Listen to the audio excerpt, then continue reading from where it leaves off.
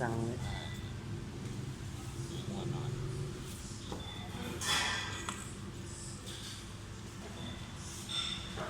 หัวเนี่ยสามอ่ะได้สามก็ดึงสามเป็นอย่างนี้แยกหมักข้าว ห้องหนักสมมติจะตำราอะไร เดี๋ยวขอเป็นเงิน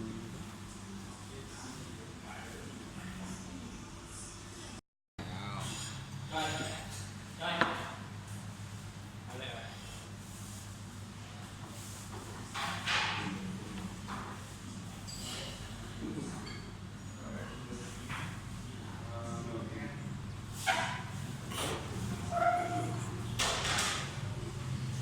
นนี้เราเอามากินเฟอร์ยู248ห้องฟูจิมาแล้วก็คือพักตรง แจ่ว ตรงเป็นซี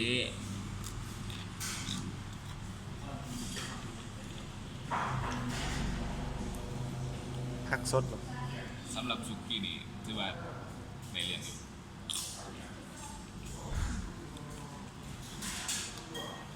พักนี่ขั้นกลางแล้วคือสิได้เรียนรู้กันขาเพิ่มมากขาเพิ่มมากที่ไฮมาเนาะก็มีผักสลัดหอมมะนาวซองนี่ถั่วงอกสุกี้เป็นเฟอร์ทั่วไปเนาะของกับผักแกมทั่วไปผักแกมสันผักกับทั่วไปติดแขว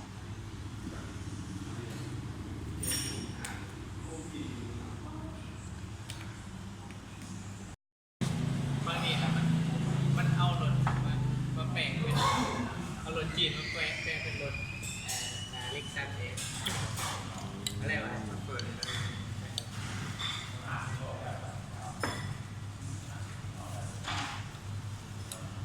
หวยไงอีเลย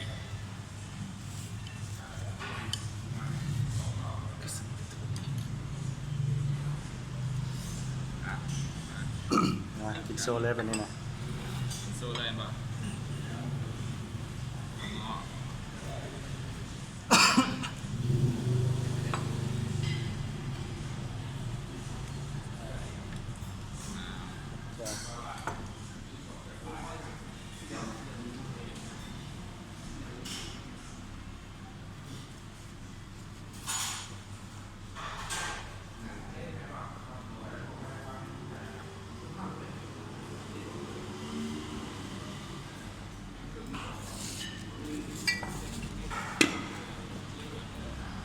นั่นนี่แหละเสีย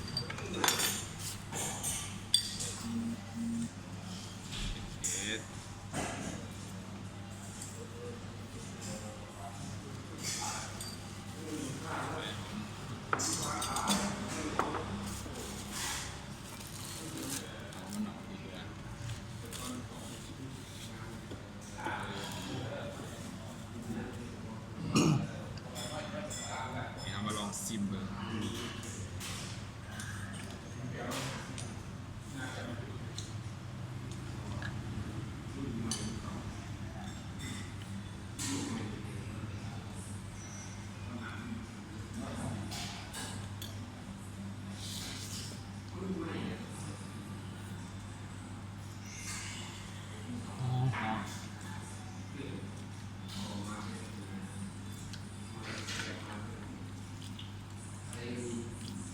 อัดแล้ว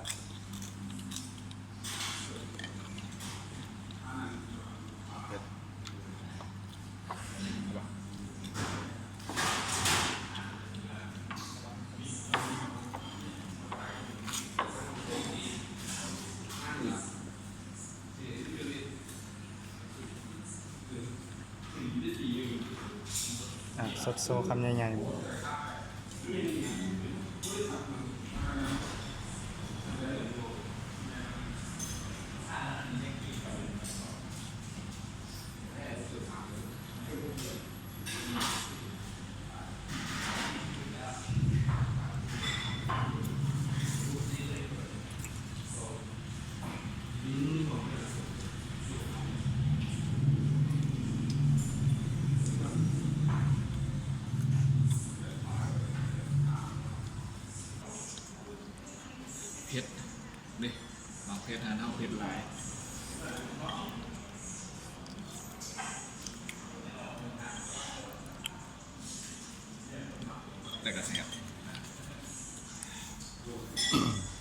ก่อนหนึ่ง